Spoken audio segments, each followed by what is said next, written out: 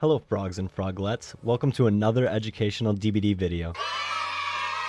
Today I'll be giving my comp gamers secret intel on how to play against the unknown effectively in casual or competitive play. Recently, Hens333 hosted a public test beta showcase of the new killer and I was bouncing to play with Team Cynic. This PTB was definitely a great opportunity for me to learn the killer in advance, in between scrimming, 1v1ing, messing around in public matches, and winning this event. I feel like I have a much better idea of how he plays. I'll save my ranking of the killer for the end of the video for those who care for that, but I'm going to use this video to break down a lot of different counterplay. I'm going to link Otz and Hens' YouTube videos down below if you don't already follow them. Please make sure you show them love for making showcases and events we can all get excited for.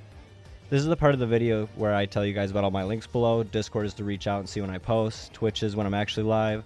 Twitch is pretty much for screenshots, but make sure you subscribe because if you do, I swear I'll actually do YouTube more. Let's start off this video with the chase itself, which I will label as chase counterplay.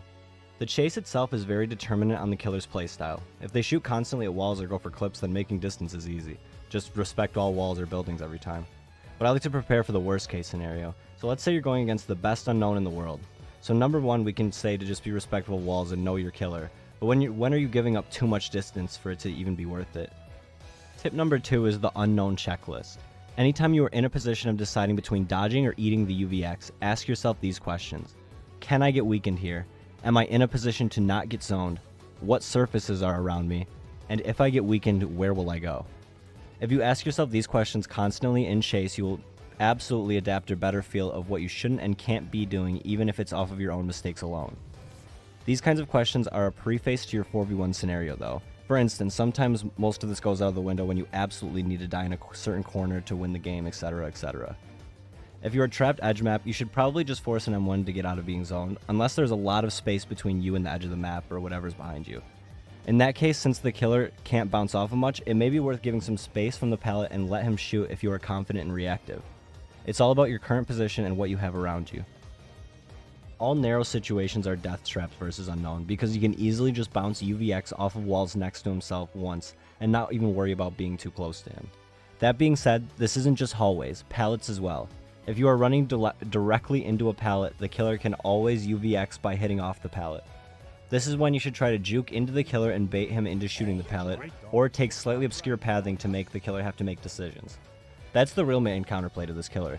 Since they have so much potential in their power, making an unknown have to choose between options when in regular chase. You need to be constantly watching this killer. This killer's chase has to be one of, if not the biggest camera skill ceiling for survivors in the game. You need to be constantly ready to remove your weakness, but you aren't always weakened. This killer, however, is always dropping hallucinations, and it's up to you to remember and or communicate where they are, let alone not get clapped by one he dropped mid-chase. Learning the unknown's animations will help you tremendously.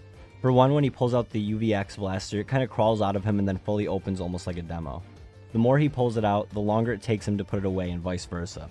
This means if you're attentive, you can tell if you can make a corner or maybe bait into him and try to get his maximum cooldown by putting the blaster away. The map you are playing on is also essential as well. Recognizing what map you're on and more importantly what kind of tiles you are dealing with is essential. There are so many different surfaces in DBD, a lot of experienced players will have such a jump on this. Every physical model in the game has faces at the core level, and knowing how the UVX should bounce off of these faces in any position is a major advantage. And then again, one more obvious thing to remember is keep your distance. Distance is key against just about every killer in the game, but his orbs are much less oppressive from farther away, and much more reactable.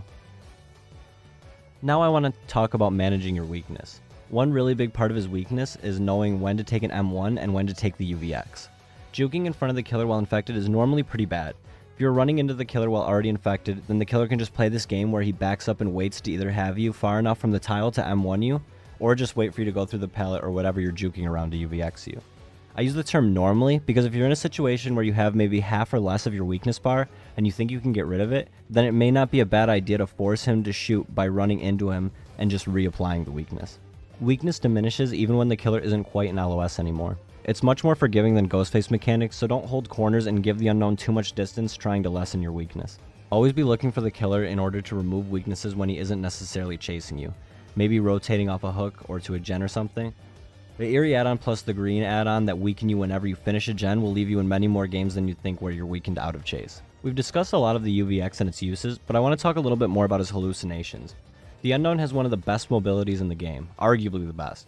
His only downfall is that his hallucinations aren't controlled, they are placed periodically over time on top of the unknown's current position. You constantly need to keep eyes on this killer to watch for the hallucinations, like we said earlier. If you are in chase and see one dropped, then you need to leave relatively soon, or call for a teammate to dispel it for you. The teleport is instant, but he is slowed for a very short period of time and he can't swing immediately. So if a TP is very close to a window or pallet, you should have time to make the vault or drop without getting hit. When the unknown TPs, you get that very fast machine screech whatever sound, but you can hear where the screech and heartbeat are coming from. If you're close enough to the hallucination, you can also see a white aura of the hallucination. His hallucinations lead to insane macro play that honestly took us a while to develop and realize. The most important thing we realized is you need to have someone set up for save against this killer. The unknown can be at the hook at literally any second. If you think about how a blight can rush back to hook so you need to be fast or wait for a fatigue, the unknown is even faster than that. We started off the showcase getting bullied 0-2 and reverse sweep 3-2 after a lot of nuances, but a big one was how we played around on hooks. We started by splitting gens and letting him pressure us across the map from hook, which is basically asking us to get 4K'd. Unhooking quicker into the hook state is generally better because a good unknown will leave a hallucination and can come back at any time, so you need to play around the unknown basically being at the hook at all times and looking for the best opening. Unhooking faster works uniquely because yeah, we are pulling because the unknown could cut us off easily, but it also keeps the unknown's hallucinations in a single part of the map. This cuts down the unknown's map pressure significantly. If you can die in the right area in the first chase and play aggressive, it can be very difficult for the killer.